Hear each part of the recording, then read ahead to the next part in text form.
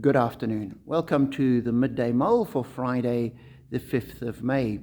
With Robert Murray McShane, we keep working our way through the book of Numbers, today reading chapters 12 and 13. In chapter 13, we have the story of Moses sending the spies into the land to look at it and see what's there and how best to go in, because that's where God was sending them. They come back with this massive bunch of grapes that two of them have to carry, and this is their report. We went into the land to which you sent us, and it does flow with milk and honey. Here is its fruit. But the people who live there are powerful, and the cities are fortified and very large. We even saw the descendants of Anak there. The Amalekites live in the Negev, the Hittites and Jebusites and Amorites live in the hill country, and the Canaanites live near the sea and along the Jordan. And therefore they say, we can't do it. They're too big, they're too powerful, we're too insignificant. We're just going to have to give up. And they persuade the people that they can't go into the promised land. And as I read that, I thought, here were people looking at the various ites that live around the land and being put off.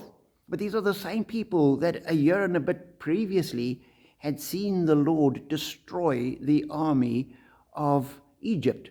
And Egypt was one of the superpowers of the day. It was a force to be reckoned with.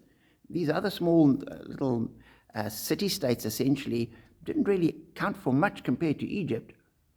And yet they were put off by it. They'd forgotten what God did to the Egyptians.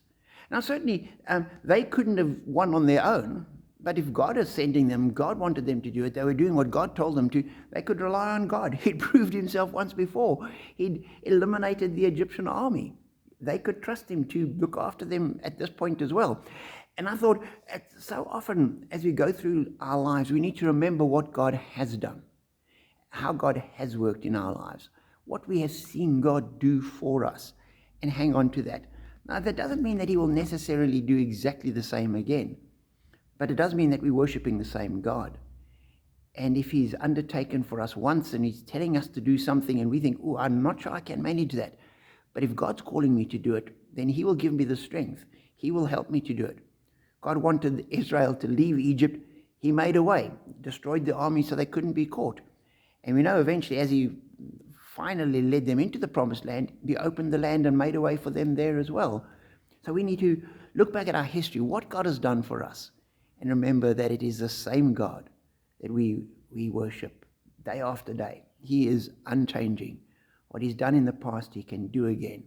We need to remember, hang on to, trust that, and know that as we follow him, we will be blessed.